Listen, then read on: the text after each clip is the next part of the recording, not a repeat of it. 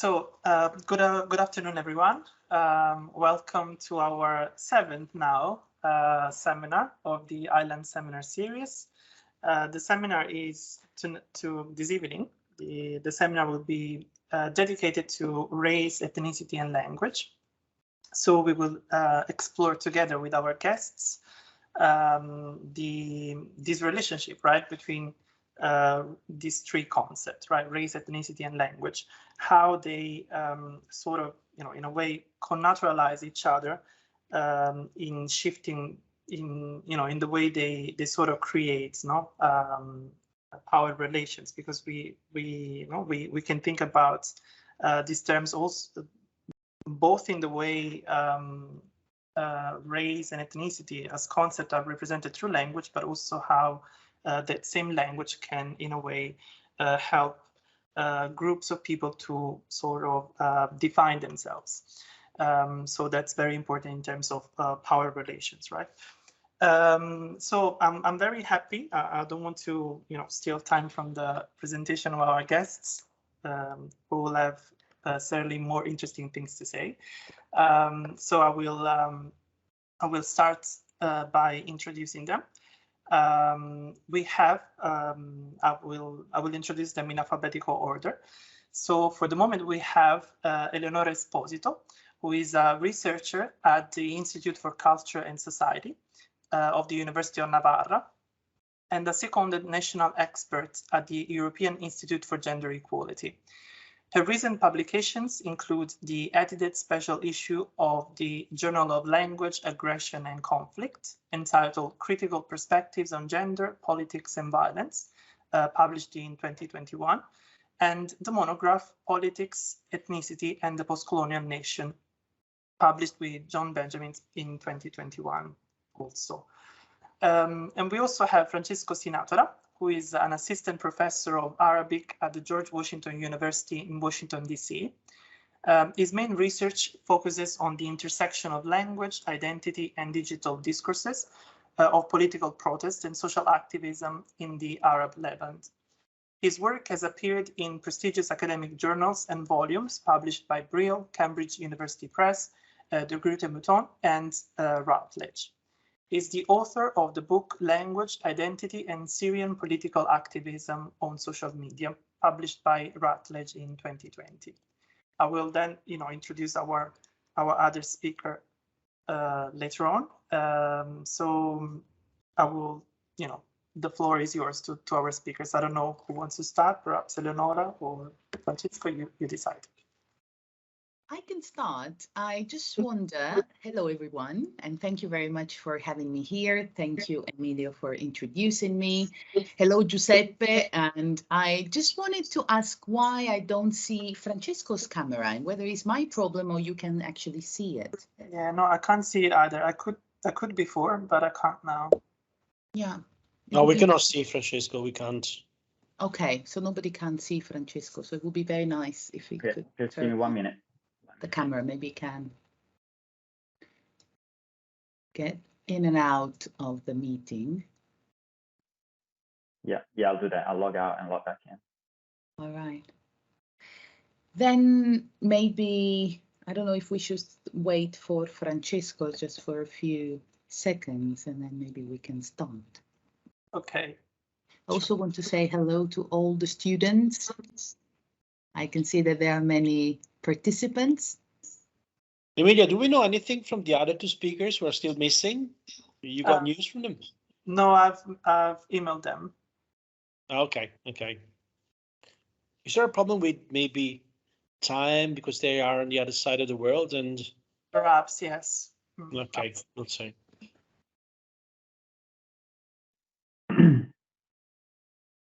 Hello.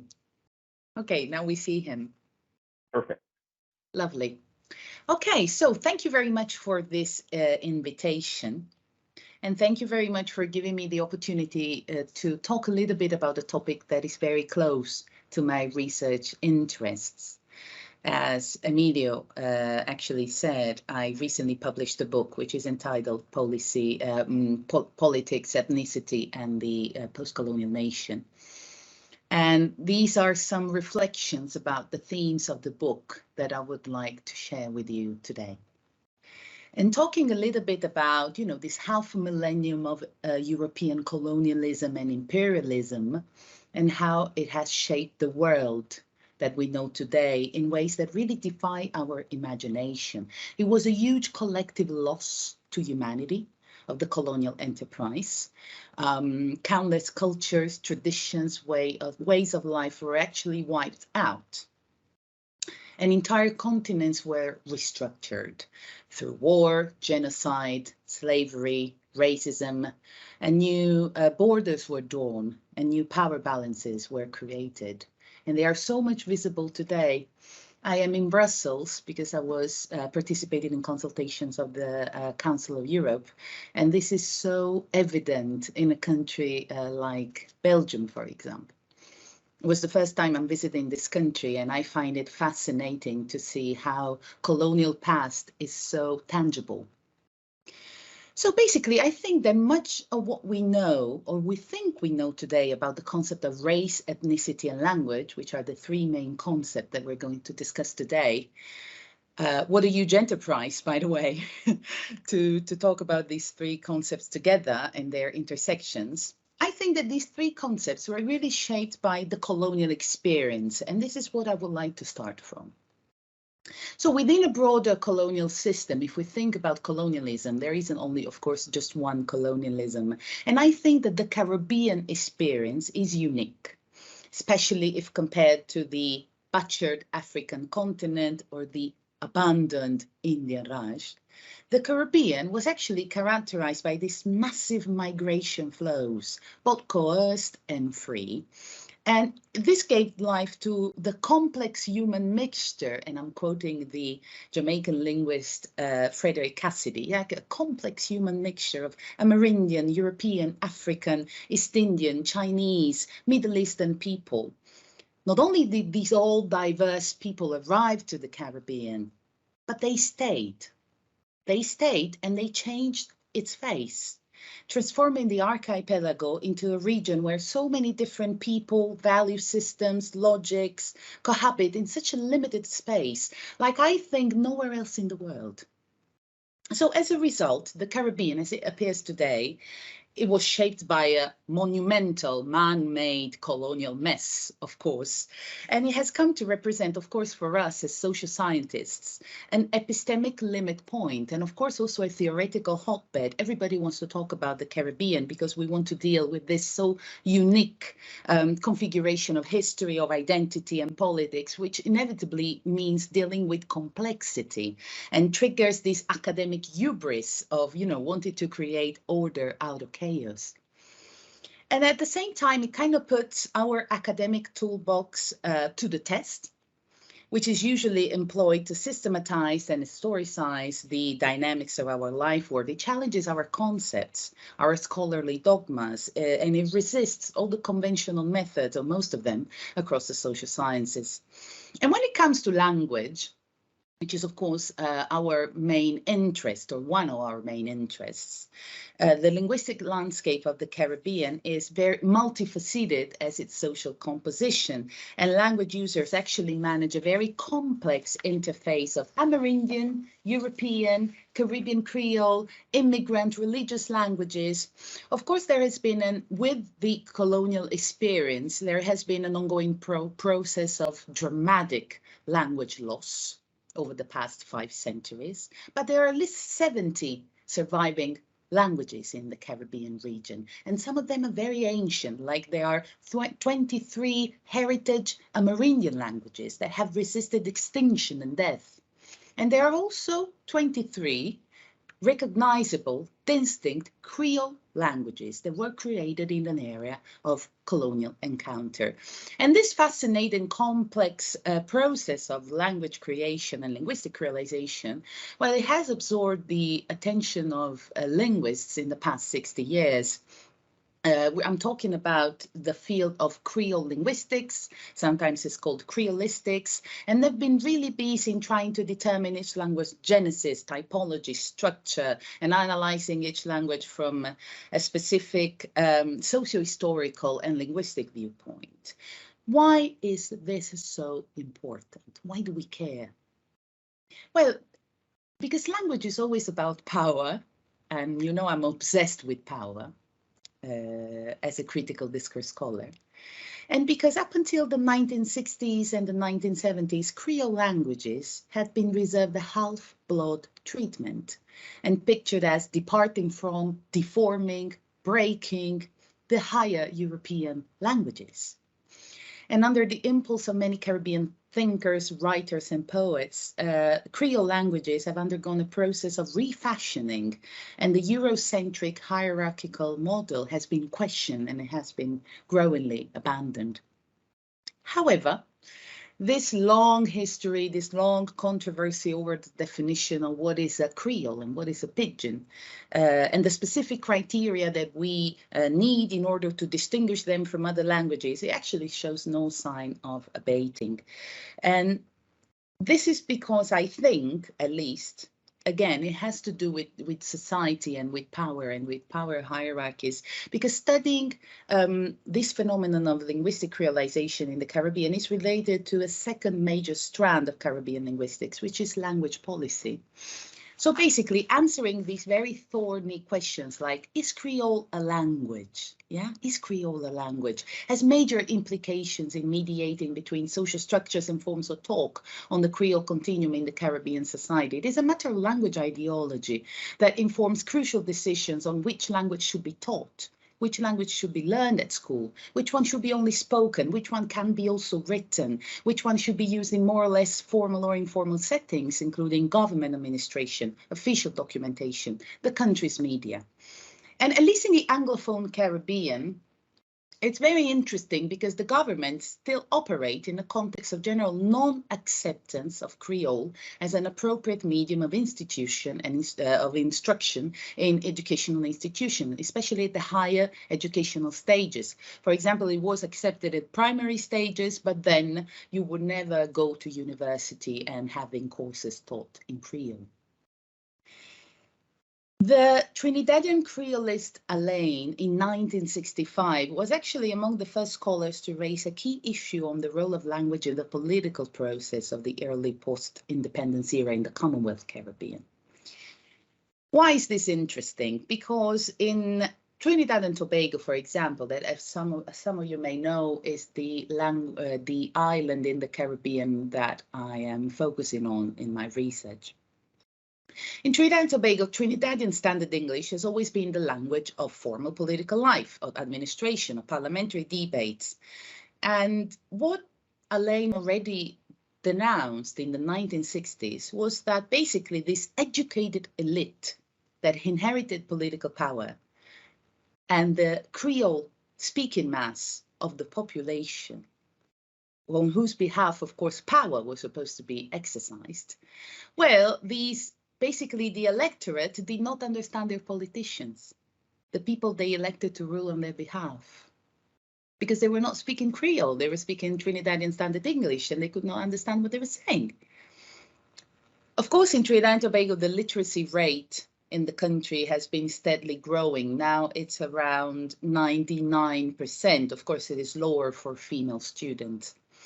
And the status of Trinidadian Creole has been constantly evolving. It's 1975 when it is recognized as a language in its own right. Of course, increased recognition for Creole, an identification of Creole as the language of the territory, have made it for greater use of it in public context, in parliament, and also motivation towards a pure standard is somehow disappearing because most people even up, they balance out their use of standard and Creole in relation to the social demands of each situation. And yet, when I analyzed the political campaign that elected the first woman and only the second East Indian politician to be elected in more than 40 years of political independence in Trinidad and Tobago, this woman is called Kamala Persad Bissessa, And I basically studied the way she conducted her campaign, the way she talked, the way she dressed, her visual material. And I realized that in my linguistic analysis that actually Persad Bissessar speaks Creole, but she does it only in a code switching mode exclusively when she's talking about her opponent. And I found it so interesting and I wanted to know more about this. And I realized that this is actually linking back to a tradition which is called Picong, which is a local medium which is derived from an oral tradition of storytelling, which is a combination of humor, hate, politics, slander, sex. And through the use of Picong, which word whose etymology sometimes is traced to the Spanish picon, which means mocking, or to the French Creole piquant, which means spicy. Politicians actually engaged the crowd in this street theater, slurring the reputation of their adversaries, evoking laughter in the audience. And actually, the crowd is expected to be served with some picong in exchange for the hours listening to political propaganda under the Trinidadian blazing sun. So when Kamala Persad Bissessar code switches into Creole, because sloganeering around against her opponent or other members of her party, she's being ironic, she's mocking their work, they're mocking their last mandate. This is free space. It allows her to talk freely about her opponent, using a stronger and a more derogatory language because she's talking Creole, she's doing picong, and this is expected and almost allowed.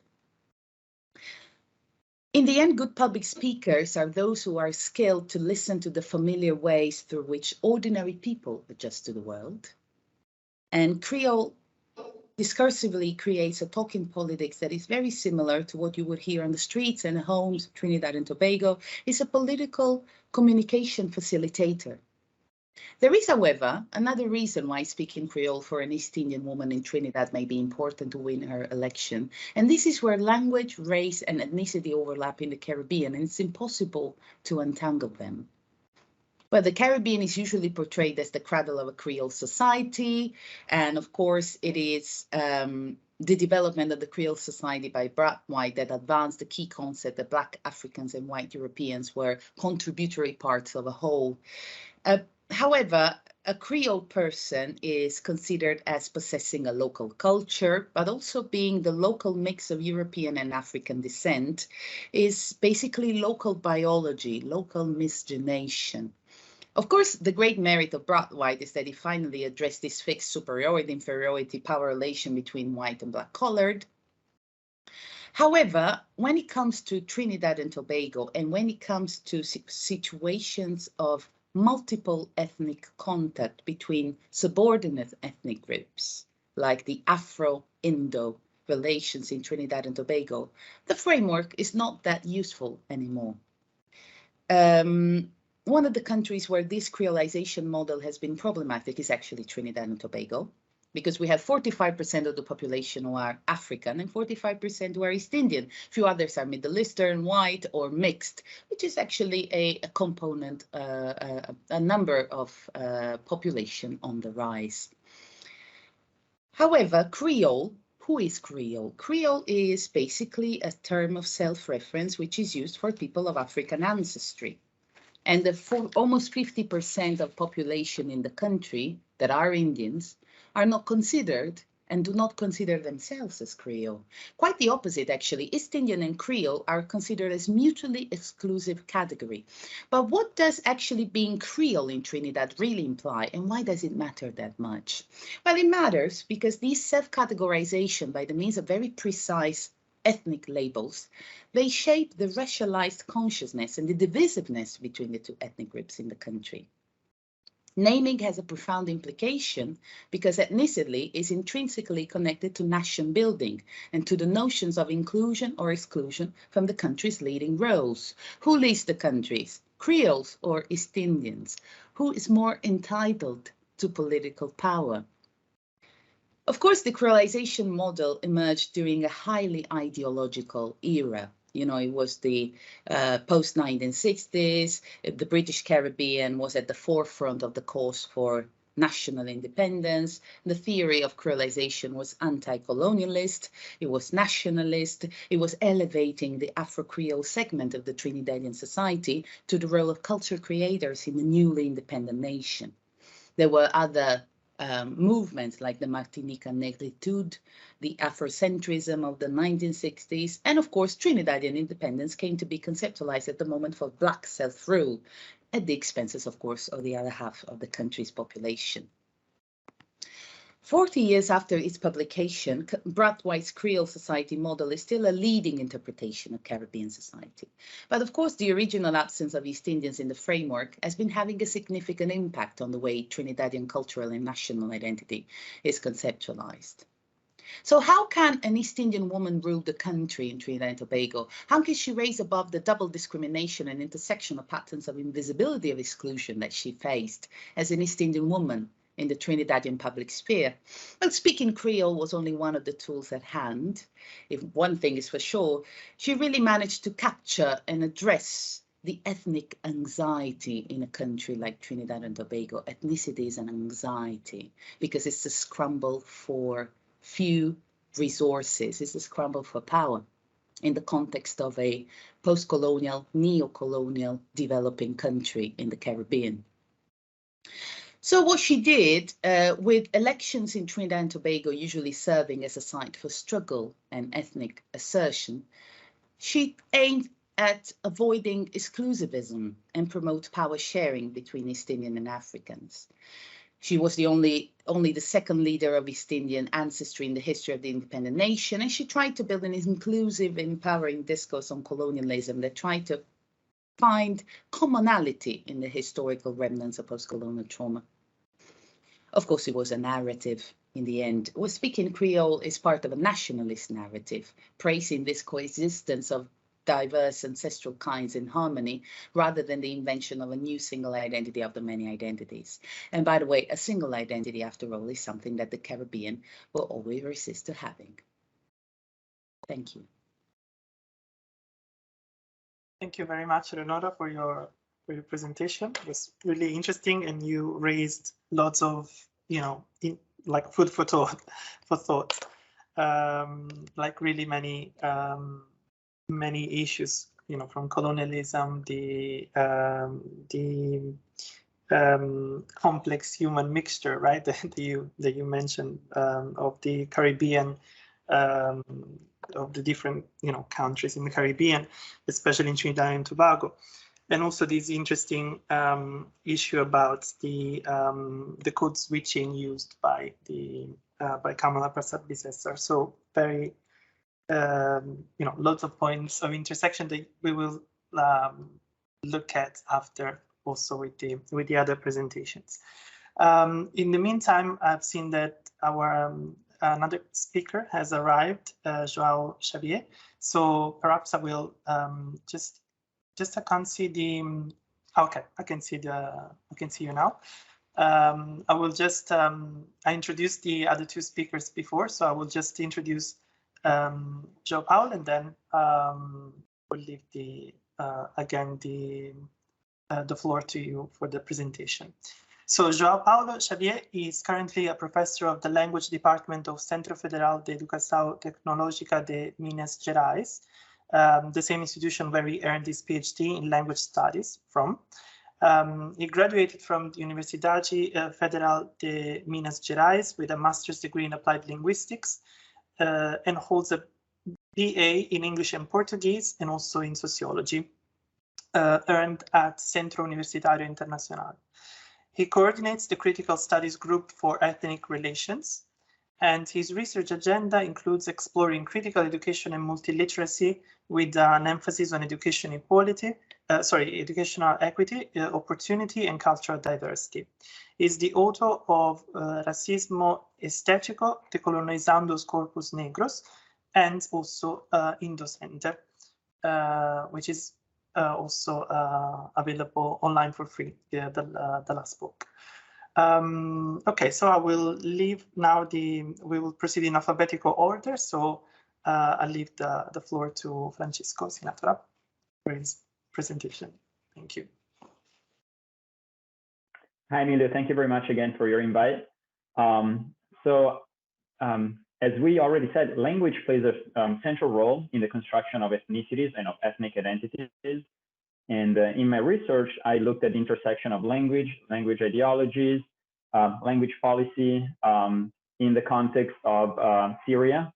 So in the context of the Syrian political, the Syrian conflict and the Syrian history. And I've looked in particular at how language has been used by the ruling Ba'ath Party in the post-colonial Syria as a political instrument of ethnification in order to promote a Syrian Arab identity. And I looked at how this ethno-linguistic construct was contested on social media during the 2011 uprising. So the linguistics, before I talk about how about my methodology and about how this construct was contested on social media, will provide a little bit of background about Arabic, the complexity of the language, and the social political context. So the linguistic situation in the Arab world is very complex due to its ethnic, religious, and historical composition.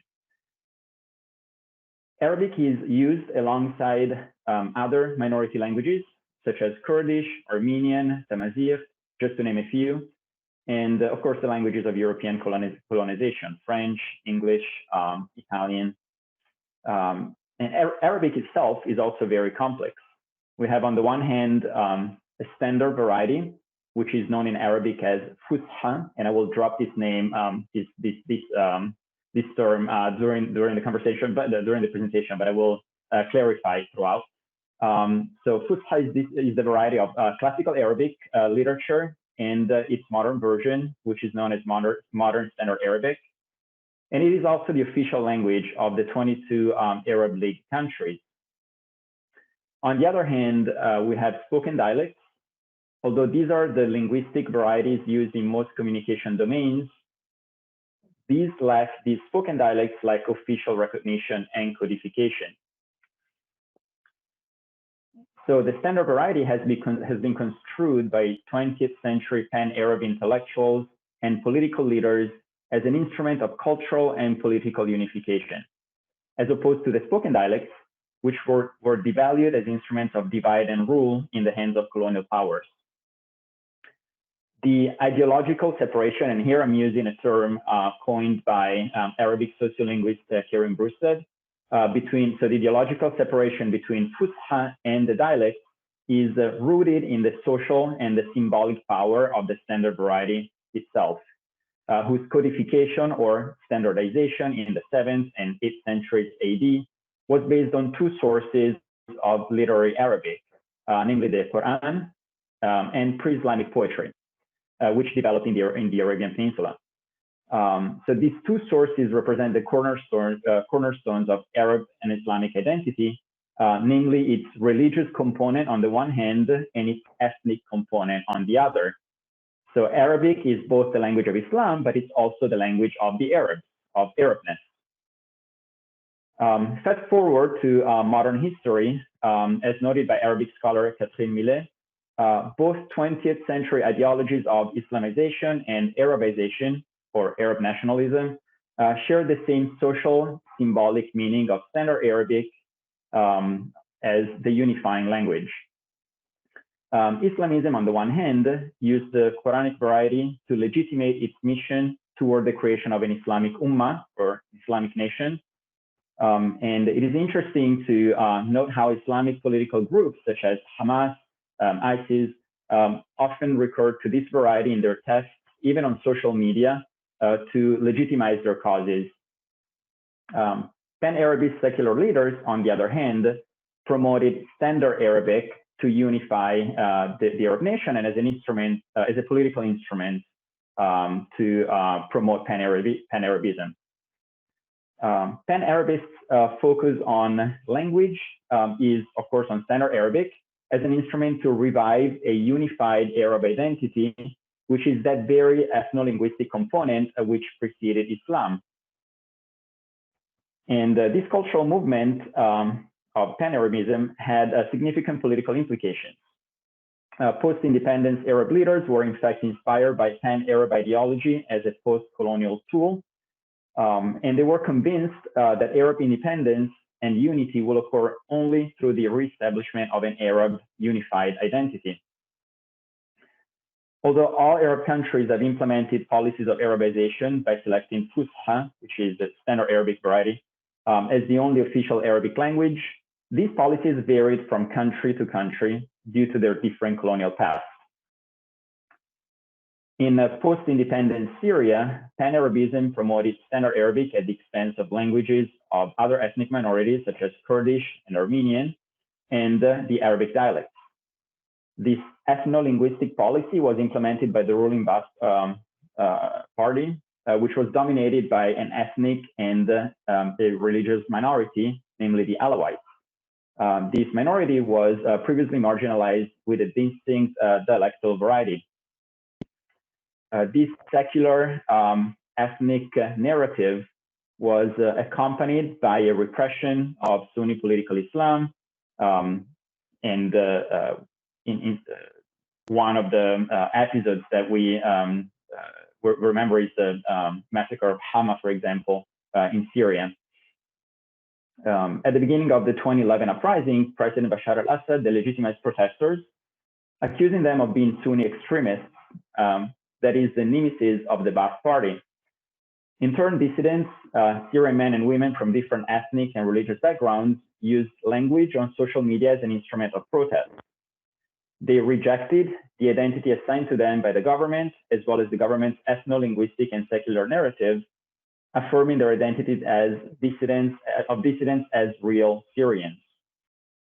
So these real Syrians are not those who speak either Alawite or Standard Arabic, but those who are aware of the social and the historical meanings of these resources and how they've been instrumentalized politically. And in this consciousness, hybridity, building on Russian philosopher concept of linguistic hybridity on Bakhtin, who is a Russian philosopher, and I built on his concept of linguistic hybridity as a mixture of two social languages, an encounter within the arena of an utterance between two different linguistic consciousnesses, separated from one another by an epoch, by social differentiation, or by some other factor. End of quote. So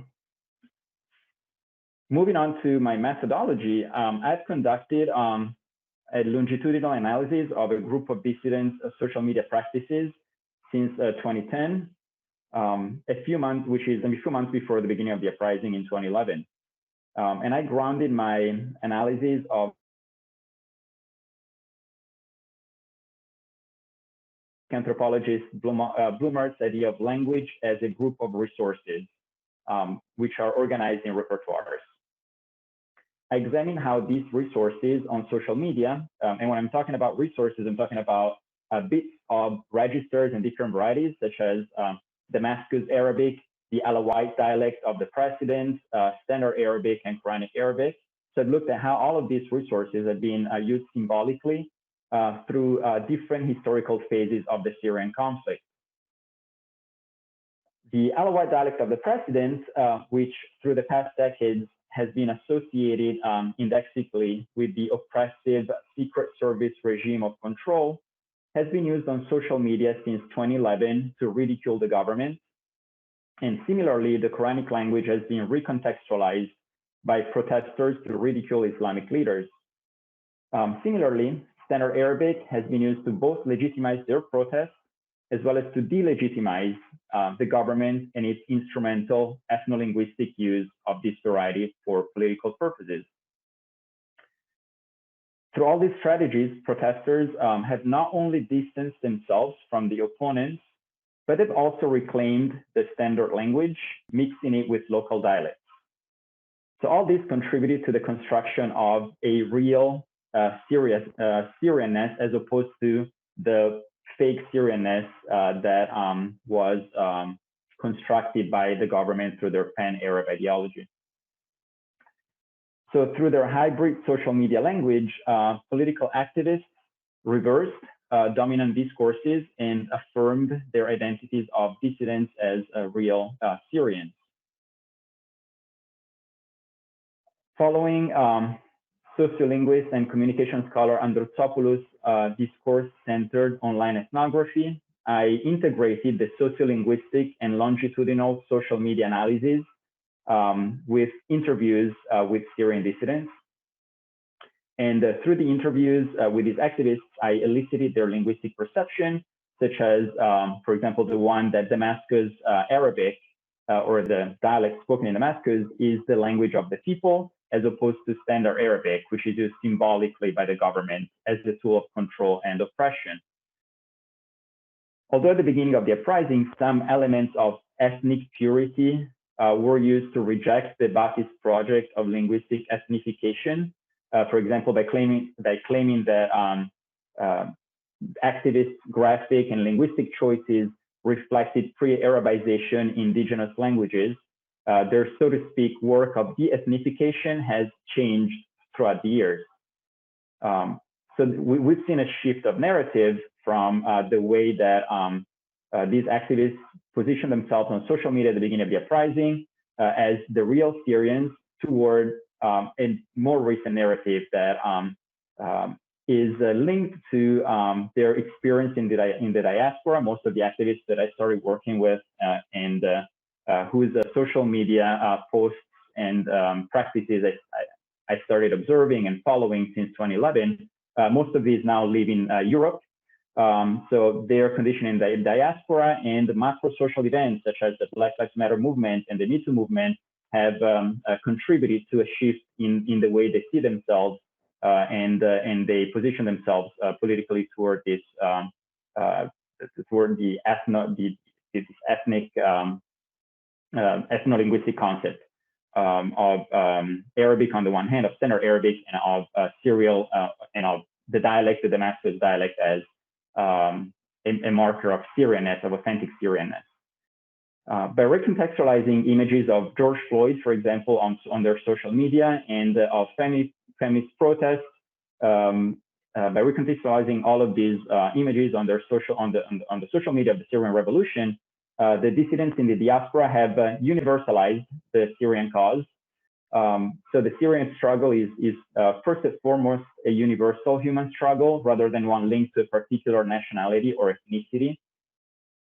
And to sum up, in my work, I've looked at ethnicity first and foremost as a linguistic and a multimodal and discursive process. I shed light on how a group of activists mobilized linguistic resources symbolically to reverse dominant discourses surrounding ethnicity. And I've also emphasized the role of social media as a tool of construction and deconstruction of ethnicity.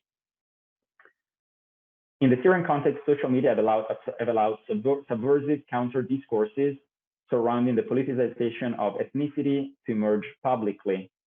They've also accelerated and promoted shifts in such discourses, such as the shift toward a universalization of the Syrian cause. So I see social media as a privileged standpoint to examine ethnicity at work. And in other words, to analyze how ethnicity is constructed in times of globalization.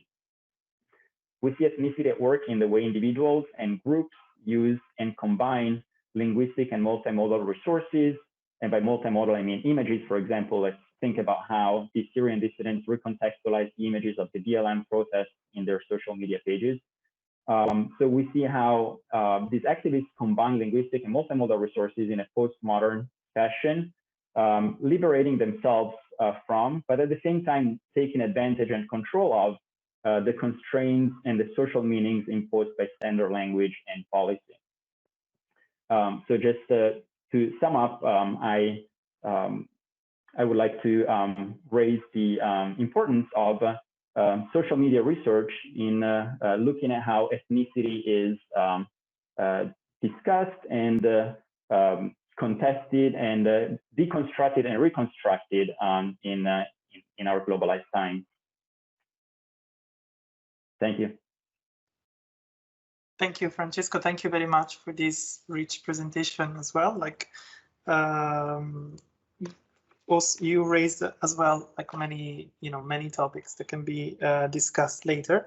Of course, you are we moved to a different context, no? From the Caribbean to Syria, and you which are both like really complex realities. But you both of you managed to give us really a sense of the complex situation and this and the issue of not this connection between language and the ethnicity, how it is constructed, etc. Also, in this case, on social media, right? So how they can construct and deconstruct the concept of ethnicity, as you explained. Now we will move on with. I will leave the floor to João Paulo for his presentation, and then we can have a discussion. In the meantime, hopefully the other speaker will arrive. Otherwise, we will just continue among ourselves and the audience. Thank you, João Paulo. The floor is yours. Ciao, io mi chiamo João. Io sono brasiliano, non parlo italiano purtroppo, ma questa è la mia voce in italiano.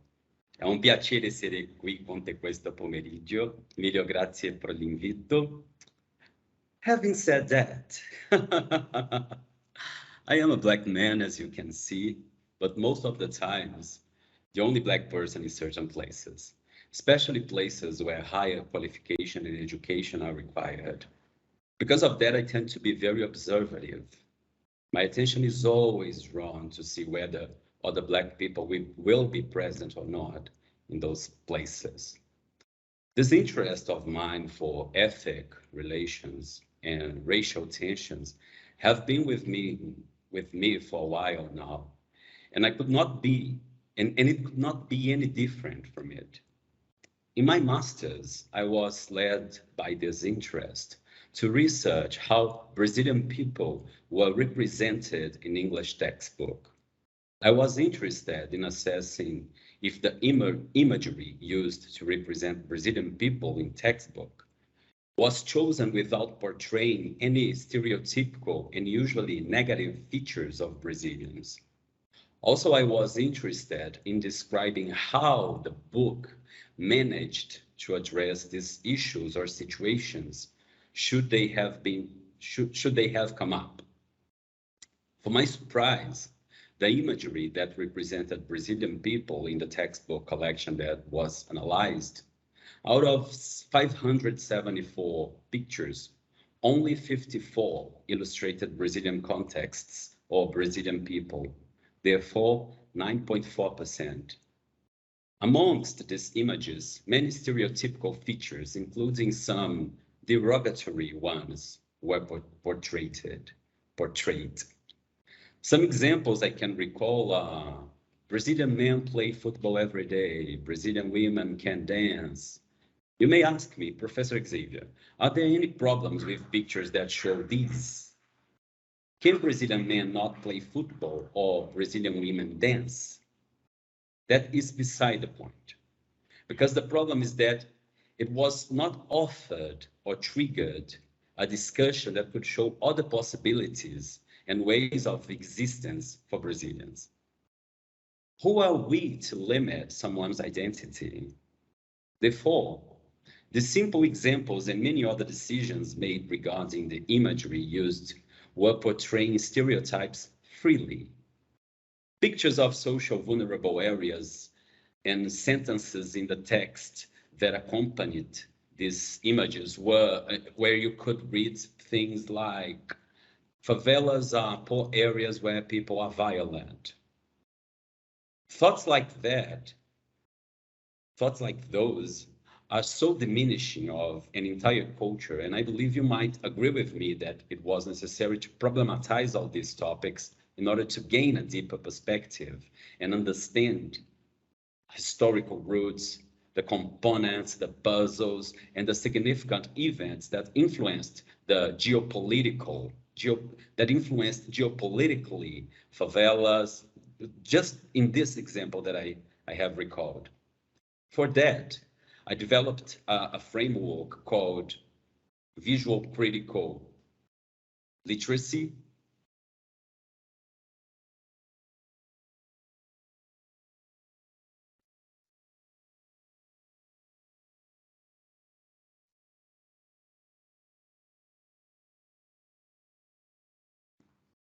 I think the connection just L'abbiamo perso?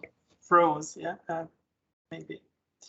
I guess my internet connection here, but I'm truly sorry for that. As I was saying, I developed a framework called critical visual literacy, which could be one possibility for language teachers to address and approach the imagery through a critical and reflexive perspective, taking into consideration 3 layers of analysis. The first one, what graphic features in this imagery show.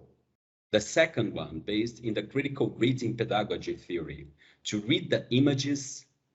And in the third layer would be, we would have a combination of the first 2, the graphic and the educational, therefore a critical visual literacy that could deal with stereotypes and other issues that must be, in my view, discussed in class in order to contribute with a critical, reflexive, and intercultural language teaching, raising students' awareness about culture, people, and many other aspects that are involved when you learn a language. As we, critical applied linguists, claim, learning a language is not a linear process that resides exclusively in linguistic utterances. It evokes comprehension on, or at least an effort to realize that we are the other for the other.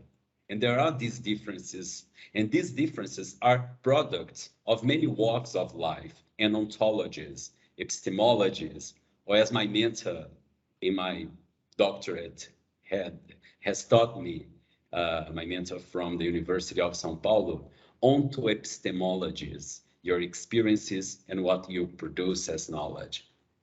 I have been thinking how Brazilians are portrayed and how they are represented, what images are chosen to talk about us, and what meaning making is produced as a consequence of these choices.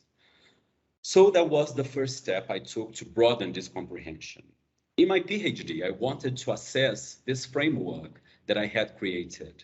As a result, I conducted another research and invited language teachers to use this theoretical material, to apply it. Because when you write a recipe for a cake, for example, and you make a cake, can you eat the cake? Of course, you're going to say that the cake's delicious. What else could you say? I mean, at least most of the times that's what we are going to do. But I'm not sure how valid would that be if I did that. So I invited teachers to use this framework, this material, and over 100 public school language teachers, English and Portuguese teachers, used the framework to assess it. The appraisal of this framework was my thesis, presenting a critical visual literacy approach and framework that could trigger reflection and broaden the understanding of imagery in those 3 levels I have just mentioned, namely graphic appreciation, critical reading, and the combination of these 2, critical visual literacy. This 6-year process made me Professor João Xavier, as you can see. But meanwhile, I was completing another bachelor's degree, this time in sociology, because of all the racial issues. As a applied linguist, I felt that I could not address certain aspects and complex aspects only through social linguistics or critical applied linguistics. I needed something more to be respected and to show that, well, I have been researching this, I have been studying this. I'm not just talking because I am a Black person in an academic context. There's more to it. So I started a bachelor's degree in sociology as well. When I started working at Federal University, which is more specifically, I work for Federal Center, to be more specific. I'm saying this because here in Brazil, we have 2 modalities of federal higher education. The universities with hundreds of courses and colleges, and federal centers with less courses and high school and vocational courses as well.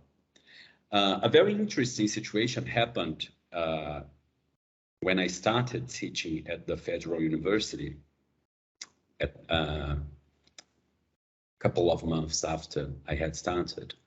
A professor was calling the attendance list and checking who the absent students were. He could not recall who a couple of students were, and he was not able to match their names with their faces. So he asked the class about a specific student, and the class mentioned his nickname, how the classmates call him, and from that, they proceed to add that he hadn't been there that day because of a medical leave. The professor then realized who the student was and said, "Oh, I remember who so-and-so is. He is the one with the steel wool hair," which is a Brazilian Portuguese derogatory way to refer to Black people, kinky hair like mine. After making that comment, the professor laughed out loud to the astonishment of the 15, 16-year-old group of students. The students disapproved of that and were pretty upset about it. And remember that I have mentioned that sometimes I am the only Black person in certain places. I am one of the 3 Black people among the highly qualified personnel, the teaching staff personnel of my university, where there are over 70 people. And because of that, I constantly mark my territories and seek to teach students about all the social and education inequalities whose product is poverty and exclusion, especially of Black persons. So students have got me as a reference for themselves as far as these issues are concerned. And I have been sharing, with them all of this and many other issues as well, as that's what we do at university, right? So they came to me and reported this steel wool hair situation and asked me to advise. The inappropriateness of the professor's comment upset me, of course, but did not surprise me. Well, the fact that it happened inside an educational institution did take me aback. But having experienced myself comments regarding my hair, unfortunately, it was something that was not new to me. I told students that there is a secretary of gender, race, and affirmative actions within the institution, and that the attitude and comment made by the professor was not according to the policies we have in the institution. Besides being a federal felony, I advised the students to come back and look for me when the student who was the target of this racist comment was back from his medical leave. And so they did. And I told them to do that because then we could talk together about all the situation and how the student felt regarding it without speculating. They came back to me 2 days after that situation, accompanied by the student. And after we talked it, I took them to the principal's office. They reported the occurrence. A minute of the meeting was drawn. We signed it. And 6 months had passed since the occurrence had took place, yet nothing had come out from it. The professor was not told off, nor an apology had been issued, nor anything decent. Nothing decent had happened after that. So I decided as a researcher to write an article based on that experience. And I decided to conduct a specific research in which I could discuss how Black people, whether and if so, how Black people would be discriminated against based on their appearance. In other words, based on their aesthetics. That was the concept I used, aesthetics. And I was not ready for the concept aesthetics, because I was only relating aesthetics to those things that you can see, how my hair looks, the accessories I use, how I express myself in my body to the world. As a researcher, I know that when we want to answer for a specific question, we do not ask that specific question because we can incur methodological interference. So I decided I would ask a set of questions that could reveal the expected answer, which were related to the hair. From that, I would be able to pinch the data I needed to write the article and to denounce the negligence of the institution and this kind of discrimination. I asked Black people if they had been discriminated against, how that happened, how they have experienced discrimination regarding their aesthetics, and some other questions.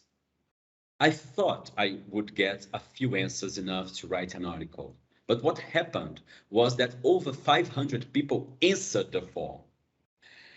And they shared very serious discriminatory situations they had been through. The methodology I used was autobiographical narratives. Through their autobiographical narratives, I was told a lot more than I had foreseen. I did not comprehend at the time that aesthetics would encompass many other aspects that extrapolate, in other words, aspects that go beyond physical appearance or phenotype. As I started analyzing the aspects that emerged from the data gathered, I realized that I could not talk only about appearance, as aesthetics goes beyond that. Aesthetic is a theoretical philosophical construct that encompasses human subjectivities and ways in which we present ourselves to the world. It can surely be the ways we look, our art, our literature, our music, our cultural or anthropological produce. So what I was expecting to identify, the prejudice against Black people aesthetic was not only related to the body image or the aesthetic look. The autobiographical narratives proved that this long happening discrimination is present in many other social aspects, a much broader concept. So I had to study authors that conceptualize aesthetic, beauty, art, so I could be well theoretically based to discuss such implications. Plato, Aristotle, St. Augustine, Kant, Hegel. I had to resort to philosophy and sociology to understand how the appreciation of Black aesthetic was made, by whom, how, why, and the impacts of that over the years to Black people. I came to the conclusion that whilst art, aesthetic, and beauty were being discussed by all those white philosophers and thinkers, Black people were being enslaved, and their subjectivities, their humanity, were being stripped away from them. So how come their subjectivities, art, and beauty could be considered worth respecting? If their humanity was not respected, let alone their cultural, anthropological ways to come across and get by in the world.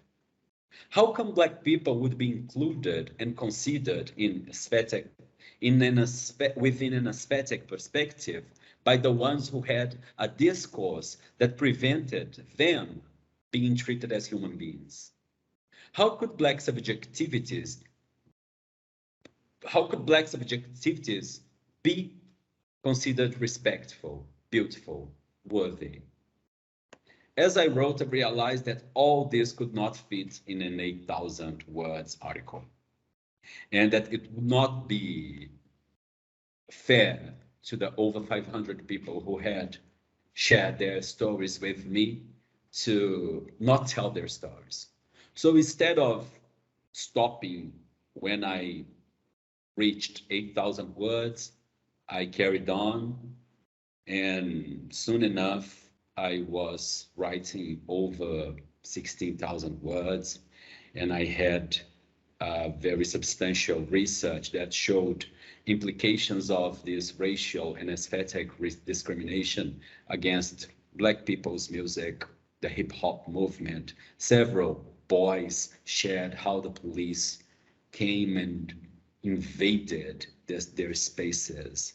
And another woman, she mentioned something, she shared something so, I hope I can express myself well in English to convey the feeling that she put in her words. Since she was nine years old, her mother would comb her hair with a hot iron comb, so her curly hair could be straightened. And she had been doing that from 9 until she was 19 years old. By 19, she had developed a boldness so severe that she had to shave her hair. What is the feeling of not being adjusted? What is this feeling of not feeling comfortable under your own skin and letting your hair grow the way it just comes out from your body? Why are people being prevented from being themselves and who they are? What discrimination is this? What has been causing this? And I could identify that in our Brazilian history, in our capoeira, which is very famous around the world, but for centuries, it was forbidden for Black people to play capoeira.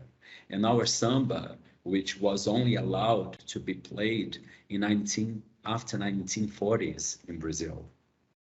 And even today, our funk, which is peripheral, I think that's the word, from the favelas, a sound, a culture from the favelas. And there was a project, a law project to forbid it to be played. And I'm talking about something that happened 4 years ago. And I have come across all these answers and all these aesthetics aspects in this research that I conducted. And it was very interesting. I'm not sure if I have, if my time is over, but the result of that was the book called Aesthetic Racism. There's an article in English with the same name, and you can read a little bit more about it there. And more than a research interest, that's a way of surviving and existence for me. So nobody empowers, no Black person empowers himself, herself alone. We need to take Black people with us to these places. And I see that through education, I can call my Black people to be there, to reach these places, and to stop a history of discrimination and death. Ignorance kills. So it's a history of death. Okay, thank you, and I'm sorry if I overruled my time. Thank you very much, João Paulo. It was also, your talk was very interesting and deep. I really enjoyed all of your talks, and of course you you emphasized the sort of something that came out also of the other presentations, not this legacy of colonialism, right? In a way that still sort of it seems that it's something that is in the past, but of course we have there are traces, very tangible traces in still in our language use, and also in representation through language, and also in the example, for example, for the word to define. I can't recall, was it like Steerwold, something like that, to define the hair. So of course we have this connection. I was wondering if somebody maybe from the audience would like to ask some questions, or also the the three speakers. You could ask perhaps questions among yourself, or I will ask you questions. Perhaps we will see if the audience wants to jump in. Yeah, I'm sorry that the fourth speaker could not be here, because that would have been also an interesting. He's a Jamaican American author, Thomas Glave, so he would have brought in some interesting issues as well. Would have been another nice perspective. Let's see if there are some questions from the audience.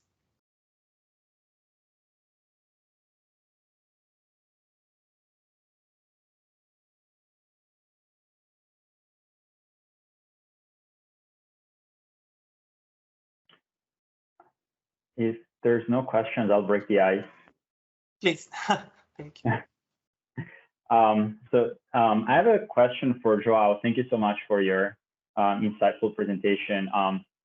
So I'm happening to finally get to read the book White Fragility. I just started it this week. If some of the participants don't know about the book, it was a bestseller that came out in 2018. And it discusses issues of race and, of course, language as part of it in America, in North America, but also how racism as a systemic structure of power is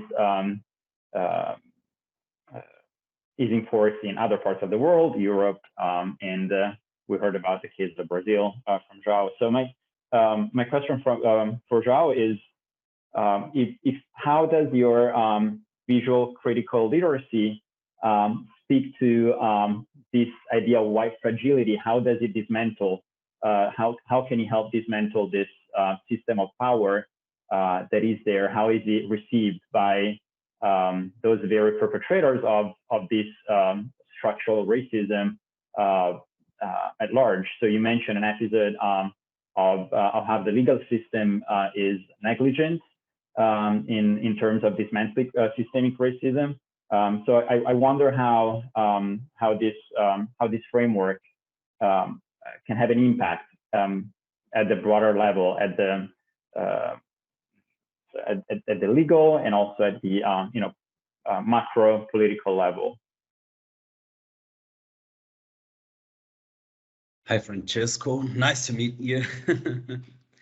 Well, one of the biggest impacts that I can mention from critical visual literacy framework is the fact that it can create opportunities for discussion. It can trigger discussion and reflection. So as I said, sometimes if you take into consideration that Brazilian men can play football, we can play football. I'm a horrible soccer player, but I can do something. That's not the point. That's not the problem. The problem is when you put everybody in the same box and use this box and tag this box to reflect the reality or the reality that is thought of a group of people. That's the big problem. The problem with stereotypes is not that they are wrong. They can be wrong. They can be right. The problem with stereotypes is that they are incomplete, and that creates a single vision and a single story vision of the world. That's the problem. When you have, and I have realized that in the textbooks, the pictures would come up, and I'm gonna share with you my first time in England, for example. I had learned from the books that English people would eat eggs, bacon, sausage, beans and mushrooms and things that were very different from what we have for breakfast here in Brazil. And after 17 hours trip to England, I was starving. The idea of breakfast that came to my mind was that picture from the book. had my teacher back then discussed with us that maybe British people will have other types of breakfast too, I would not be so surprised as I was when I got to the hotel where I would be, and I saw things that I would have for breakfast in my house. The problem with stereotypes are this, and sometimes the pictures show stereotypes, incomplete stereotypes, and do not problematize them, do not give opportunities to contextualize those situations and deconstruct wrongful aspects. So when you think about my previous sentence that ignorance kills, when there is a lack of information about people, about a group, and you do not have any preoccupation regarding how to talk about that, how to address that, especially in educational contexts, you have a big problem to solve. In the textbook collection that I analyzed in my master's, I saw that we had several opportunities for discussion and to broaden students' perspective of life and society. But there was no guide, no lead for the teachers how to address that. No material available, not even a question. Sometimes the pictures were there with a subtitle or a subtitle that was very basic, and there was no other aspect there. So when you think that the lack of discussion and information and reflection about things create problems for us professors, for us teachers, it creates problems.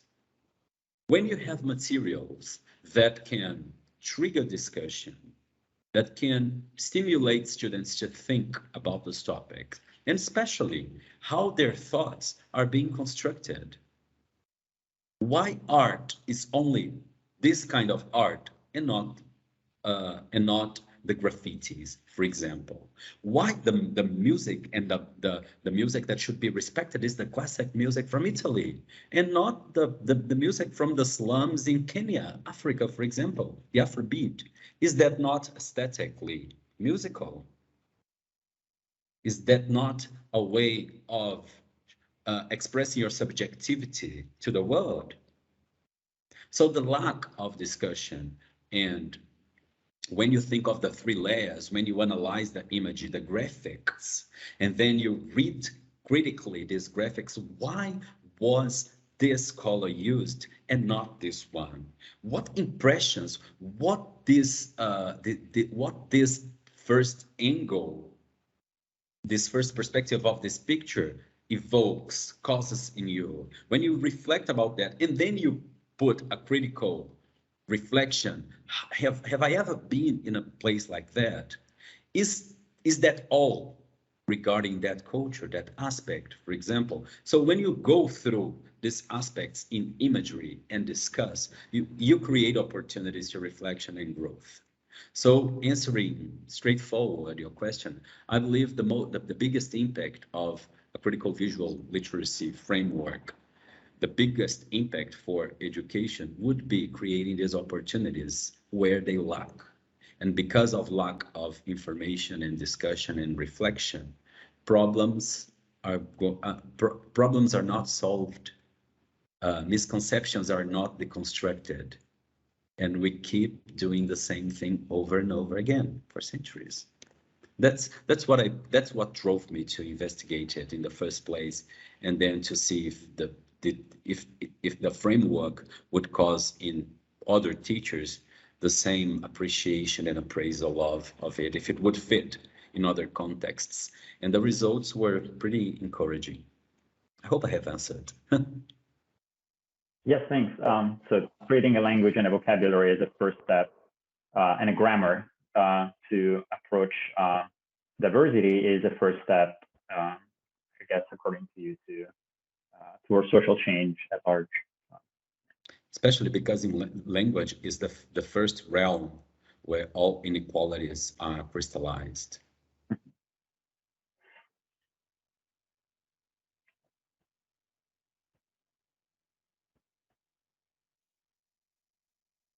Are there any other questions? from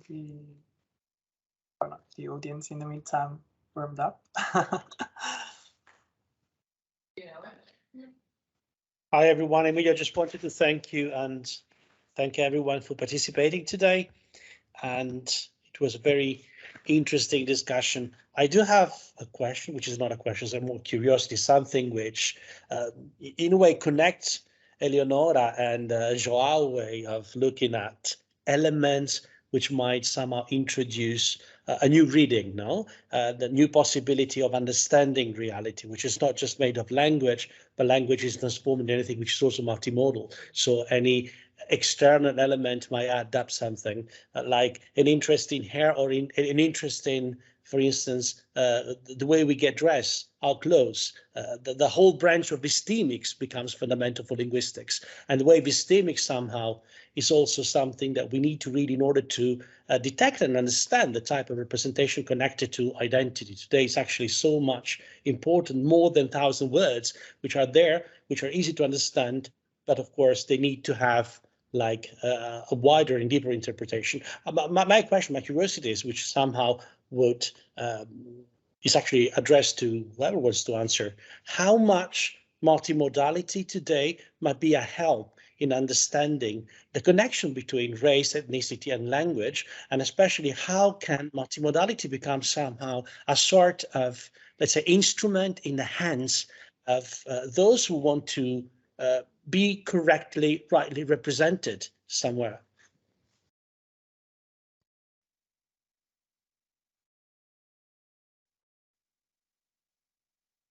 Yeah, I just wanted to add a reflection to kind of complete the question. And I think that this also applies very much to Francesco's research, because when it comes to social media, we're talking about the most multimodal technology that we've ever had.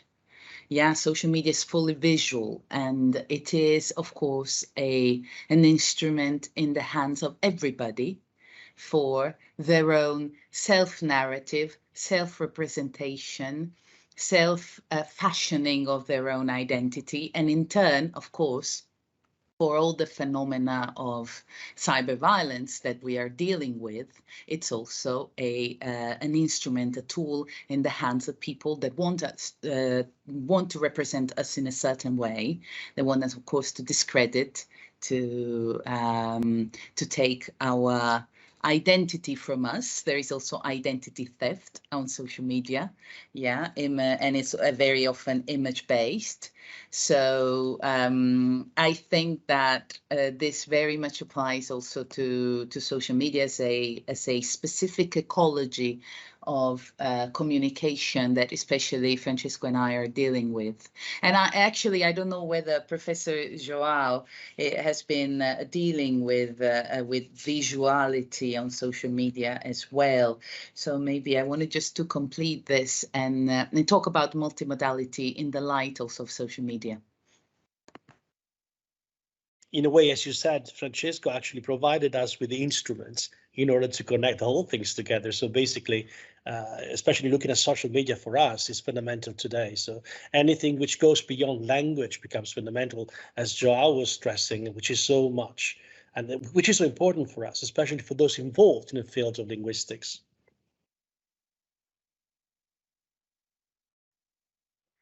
And also, as you were mentioning, Eleonora, we should also not forget about the fact that social media, of course, a double-edged sword.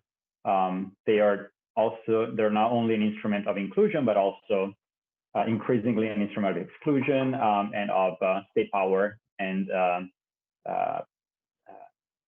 private corporations' power, all colluding within the same framework. So thinking about multimodality, I've analyzed in my research, for example, how music can be used as an instrument of exclusion in conveying political messages on YouTube videos. So I analyzed, for example, this choice of a certain music genre and the selection of a singer in order to in a YouTube commercial in order to convey and to whitewash the crimes of contemporary Arab governments in the context of the conflicts in the Middle East. So I looked at how music has been used to promote an idea of moderate Islam as a progressive concept, and to condemn the conflict, condemn terrorist groups and extremist Islam as the only perpetrator of violence in the Middle East, and how how all of these multimodal tools are used in order to convey the certain political message, whitewashing the responsibilities of state power and of private corporations at the same time. I would like just to make a quick comment, because I think I absolutely agree with you all.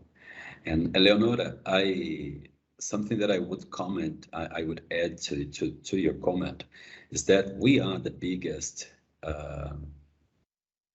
sign. We are a semiotic sign, we as people. When you see a person like me with this hair, with this, I am an image, I am a living image. So we are multimodal. Everything that we produce is multimodal. We talk with our hands and with our body language and with the inflection of our voice, with all the modes and with all the things that we have. So of course our product, our production, or in social media, or the pictures that we produce, or the texts that we write, and the thoughts that we construct, they have this multimodal dimension. And it's, funnily enough, at the center where I work, students use of technology for note taking are various, not only with the notebook and the pen and ink, but the pictures. And I have the student that she prints the pictures that she takes with her cell phone. So she makes, what's the name for that in English? I forgot the name of those photo albums that you when you travel and you create this photo album with the pictures and make comments there. I forgot like the name. a scrapbook. A scrapbook. Her school book is nearly a scrapbook, because she glues the pictures that she takes with her cell phone and the comments, and most of the times she creates those conceptual visual maps on her notebook. And that's fantastic. Never had I had a student like that before. This is the first year, the first time. And she said that she did that because during the pandemic, and there was no face-to-face classes, she was having a hard time to understanding some concepts. So she started to resource to other materials to construct those knowledges. Understand? So we are this sign. We are this picture, this living picture with several meaning making all the time. Meaning is constructed through interaction, through context, and as we are in constant interaction, it's inevitable that we construct several different types of meaning through these interactions. I mean, it's just a thought that occurred to me here. Yeah. This thing of the scrapbook actually made me think about something else, which is related, of course, to power, education, and also, as João mentioned, advocating for the best and only way to do things, or to be, or to exist. And it really made me think about how strict we've always been in education with expectations in relation to learning methods and learning styles, and how this is a very recent discovery of the different ways of learning. Sometimes people talk about different forms of intelligence, the visual learner, you know, the auditive learner, and all the literature that came with that. I'm not sure how much of all these things, you know, about visual learning and stuff is actually scientific, but certainly there is, and systematic, and you know, evidence-based, but definitely I really think that we've been very strict in education for the past decades, and probably the pandemic has been a major turning point in education as well. Also in the way we socialize, in the way we create events online like this one. And I'm wondering whether the pandemic has been the most multimodal event that we've ever witnessed and lived. And it's been a horrible tragedy, but at the same time, look how many things we've been learning about ourselves and the way we can connect, the way we can talk to each other, the way we can learn. And I'm wondering whether there is actually turning back, or there are some new tools and techniques and ways that we now interiorized forever. Some of you may know I work for an EU institution, and there has been a lot of talking about teleworking and hybrid working, especially because a lot of people commute to and from Brussels or to and from different nations in Europe.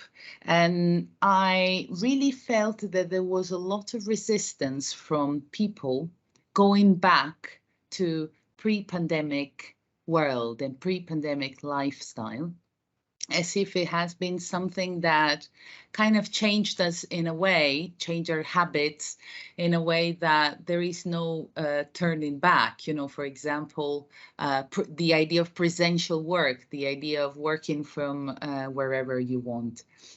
This is just an example to talk probably again about multimodality, and about how multimodality is a form of adaptation to the new context and new scenarios that we are living in.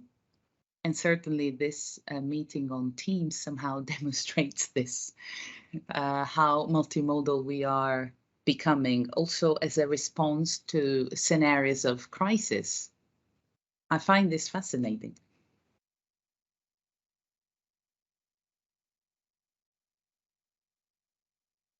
Yes, indeed, it is like the pandemic has brought like lots of this multimodal issue to the fore.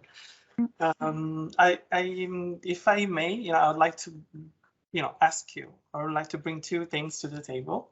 Let's start with the first one. I was actually recently I'm teaching a course on the varieties, on English varieties. And I was thinking about your what João Paulo said about the, for example, aesthetics, right? And the way, for example, Italian music is perceived as being a class, sort of, classical, right? A good example, right, of music. While, for example, Afrobeat is considered less in a way. And I was also thinking about the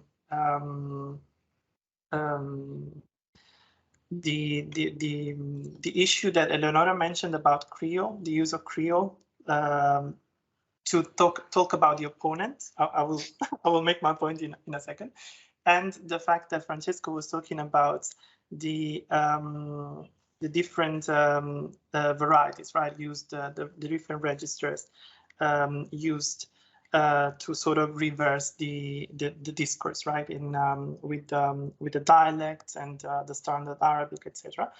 Because I was, of course, when we think about language, for example, we have usually the standard variety is considered as being the good one, no? The one that is then also, for example, in education, there is a tendency to teach, for example, British English because it's considered to be better than another variety or something. At least in Italy, at least for my experience. But of course, with in the course that I'm teaching at the L'Orientale, we teach that all of the varieties have the same right, the same. There's no good or bad variety. And this, of course, is something that has implications, right? That come again from these stereotypes that I have, a sort of also connection also with race and ethnicity, if you like, because it's a sort of colonial construct, as well, that comes. It's another sort of colonial legacy, that, for example, made certain languages during colonialism, certain languages, the languages of the colonized population, were considered to be less than the European languages, etc. And it's something that still is perceived nowadays, through stereotypes.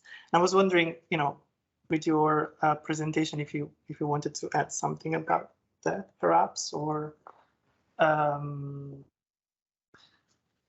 reflect about this issue of the how, for example, in terms of aesthetics or in terms of the use of Creole or the use of different registers, how this linguistic variety reflects also issues of race and ethnicity in your own work. Can I just make a comment? Please. I'll be quick.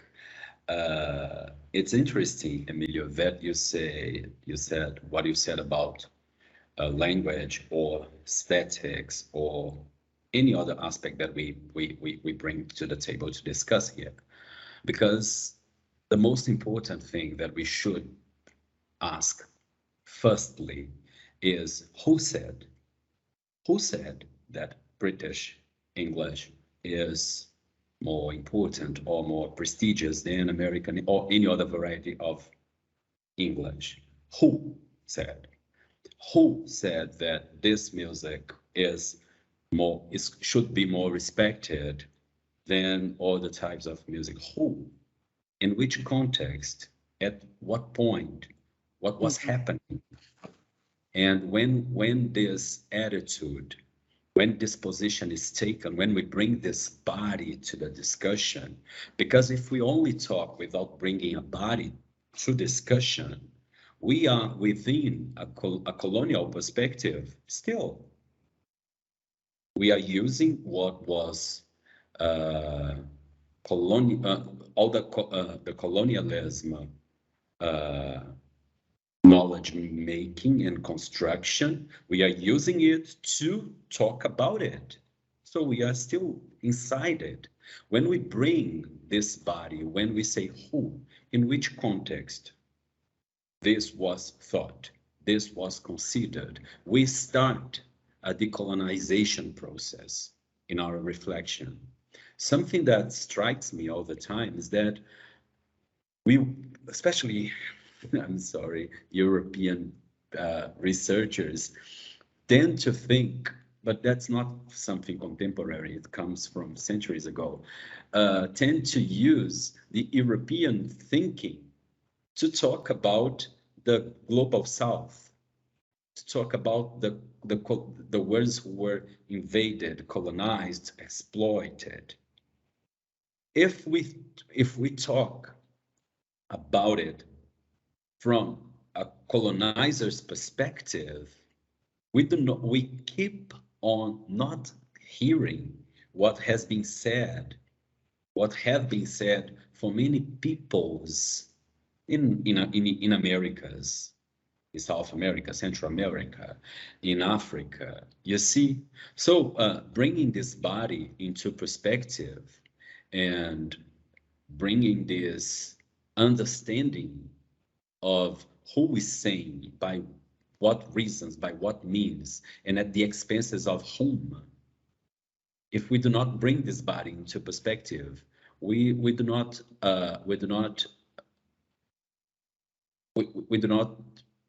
grow in our reflection, and we do not deepen our reflections. So I think it's very important to think who, in which context, which social context, and which epistemic context was that said. Am I talking in a social context, in an epistemic context, through an epistemic or social perspective? So I think this is something that has been in my reflections and readings for a while, and I always, when I have the chance to highlight this, that sometimes we do not bring this body to highlight who is saying, who said, by whom, for whom, especially for whom. I think that's a very, very important reflection to be made. I don't know if you agree. Yeah. Yes, definitely. Yeah, and yeah, there was also the reason why I sort of asked for the different, to get the different perspectives on the different issues raised. Eleonora, you wanted to say something? Yeah, I wanted to say something which I really appreciated what João said, and actually this is somehow echoing with my somehow my feeling that this we are triangulating between language, ethnicity, and race, and I feel that there is a fourth element missing, which is class. Right? I am obsessed with class. I know, probably there is some Marxism in me at the bottom of my heart, but I really have the feeling that as a post-colonial scholar, as a gender scholar, as a linguist, I feel that at the end of the day, everything comes down to class. And this is really a lens that very often we, as linguists, as humanists, we feel that we do not have the knowledge or to incorporate in our discussion. When you know that the fieldwork for my PhD dissertation is basically based on an island, which is Trinidad and Tobago, which where there is this narrative of ethnicity and the ethnic anxiety that I mentioned, and the fact that basically it is a scramble of the few resources available in a neo-colonial scenario in a developing country of the Anglophone Caribbean between the Africans, 45% of the population, people of African descent, and people of East Indian descent, right? Or the 45% of the population. And there is a whole discourse about ethnicity, which in my opinion, and I think probably João will want to say something about this in Brazil, the discourse on ethnicity always take the eyes from the discourse on class, which makes all the difference, which prevents or grants access. And if you are a Black man with money, it will be different. If you are a woman with money, with access, it will be different. And the same applies to disability, to age, to sexual orientation, to religion, to all the variables which can be a point of exclusion. If you have high class, somehow many of these get wiped away because it grants you access. Right. So I just wanted to mention this because I think that this is an aspect which tends to be ignored. And maybe since I'm a Caribbeanist, by formation, somehow I feel that we need to bring in the discussion, especially when it comes to post-colonialism as neo-colonialism, because colonialism never really ended. And somehow I think also applicable to what Francesco was saying. You know, how come a marginalized minority gets the power to rule a country? How this has to do with, you know, connections and class and economic power and, you know, educational power, and because otherwise it is not possible. How could that ever happen? You know, it's the rule of the big numbers. So I'm wondering, I wanted just, you know, to provoke a little bit my two co-speakers to talk a little, to triangulate class a little bit in our discussion on language and ethnicity and race.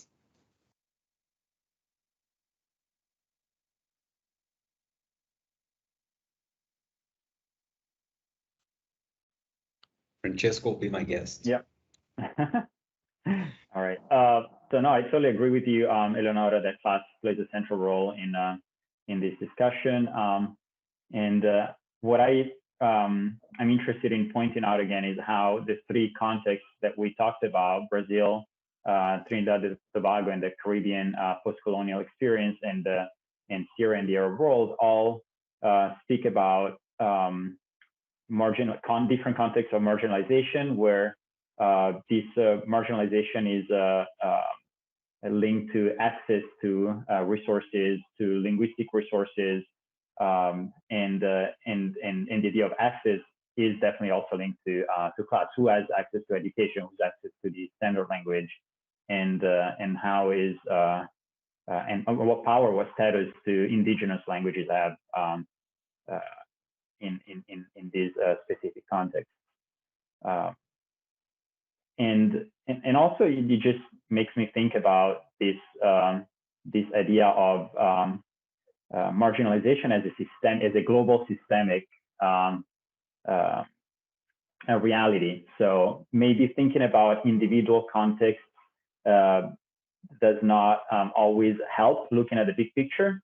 So I appreciate the fact that Emilio, you put together these different contexts from different political and social-political situations, sociolinguistic situations that allow us to have a look at the bigger picture, and how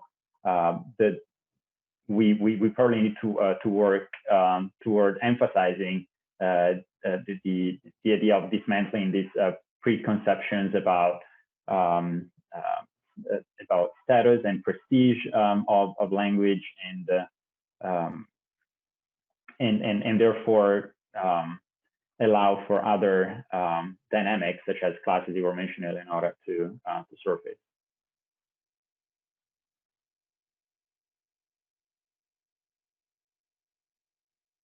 Yes, good point, Francesco, and well said, Eleonora, about class. It's impossible to decontextualize class from all the injustices that happen. When we think of, I'm not only talking from my experience as underprivileged family background, but and not only from working for 6 years at public schools with underprivileged and vulnerable students, but also as education, for example, empowers people. There's a book published here in Brazil called Educational Inequalities. Look at this. Hear me out. Educational inequalities and poverty. It's not poverty causing educational inequalities. It's the other way around. Educational inequalities resulting into poverty. An example that I'm going to give you is we will have this national book fair. And we have São Paulo National Book Fair, which is the biggest in the country, We also have in Rio, and we have here in my state. And they are real big fairs with authors and publishers. And it's an amazing event to take students to present them to literature and the pleasure that reading can be, and talk to authors and all this. After 2 years, actually after 4 years, because it's every 2 years. So we had 2 years of pandemic. So it's going to, after 4 years of this biennial, this biannual book fair, the most expected book fair of the year for public school teachers and everybody, it's going to be held in the most expensive shopping mall parking lot in the city.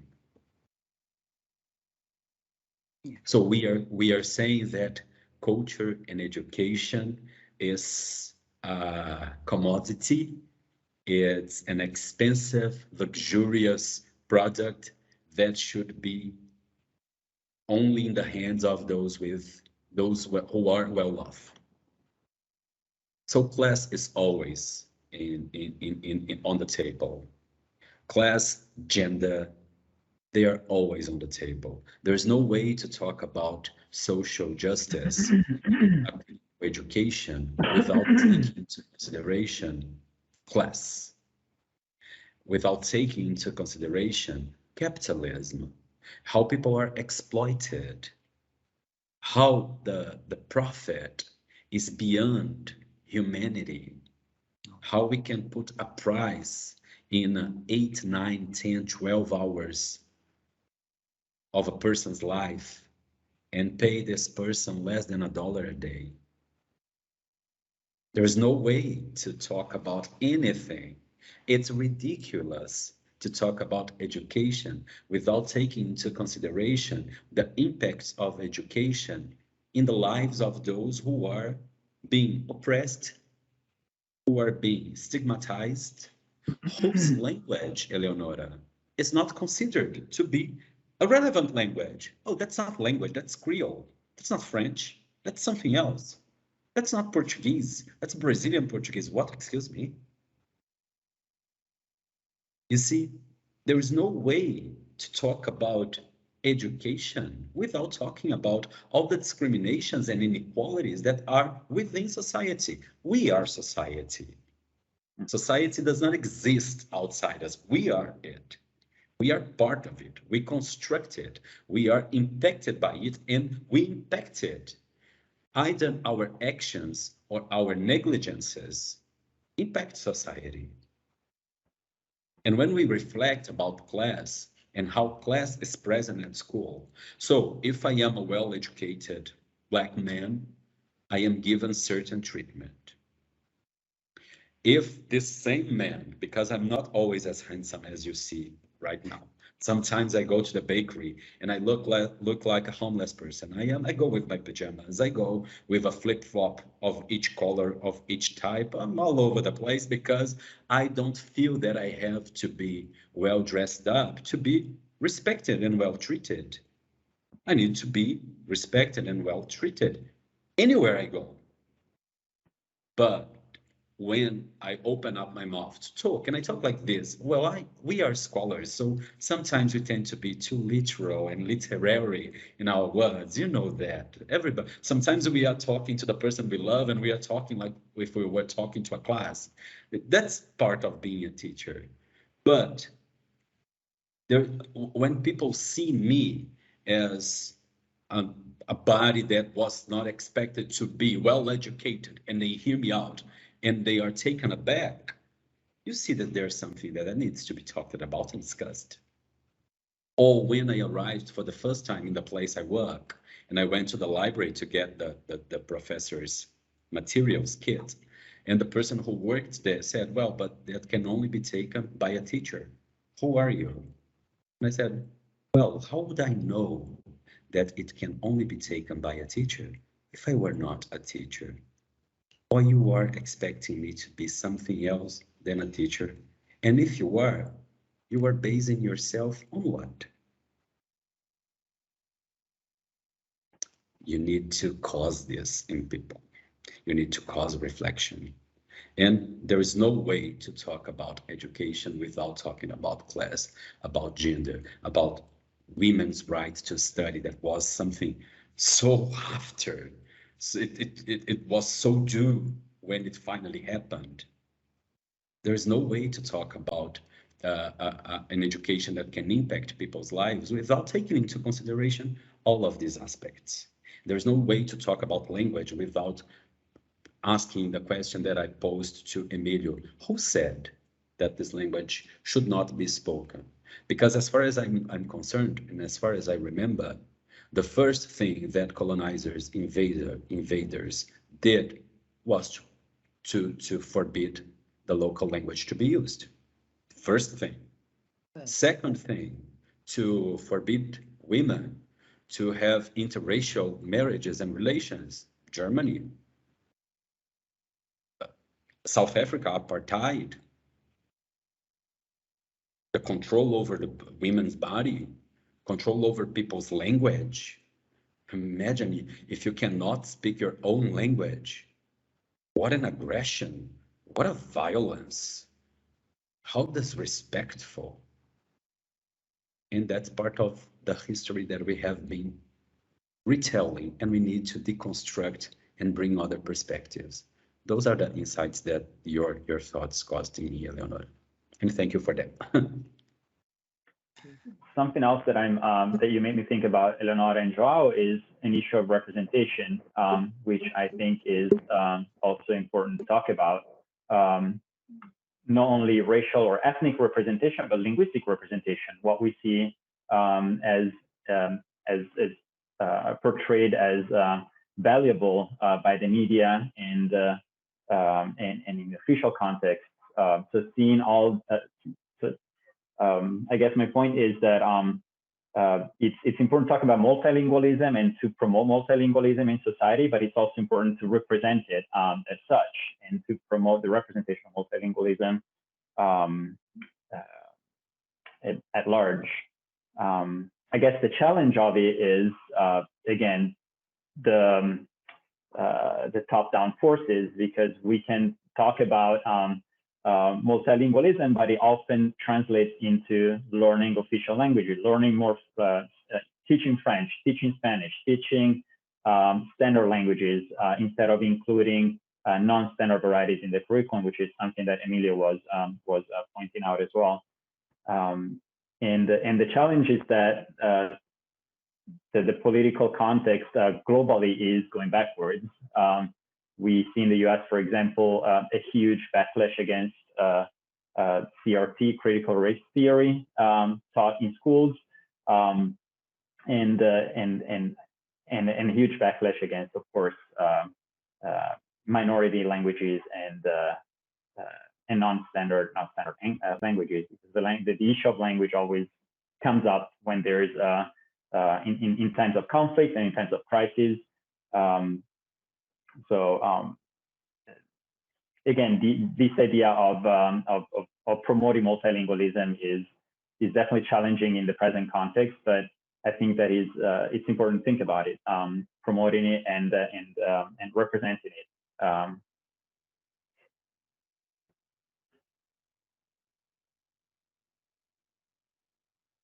Definitely, yeah, I agree, and I'm really sorry that we unfortunately ran out of time, but it's been like But really... this is a good thing. It means that at least I hope it was not too boring. No, and that we had a lot of things to say. It was really good. I really enjoyed it, and I'm sure also our audience did. And it was really a pleasure to have you all here. Thank you, Eleonora Esposito, Francesco Sinatora, and João Paulo Xavier. Thank you for your for this great conversation. And I will just close by announcing our next seminar, which will be on the 25th of May, same time, same place, on PON and innovative research in English language studies. It will be in English, so if you would like to come, you're welcome. Thank you very much for your time and for this great conversation. Thank you. Thank you. Thank you. Thanks. Bye-bye. Thank you. Maggie. Bye-bye. Bye-bye. Hi, bye. Hello and goodbye to all of you. That was great. Thank you very much. Thank you. Bye-bye.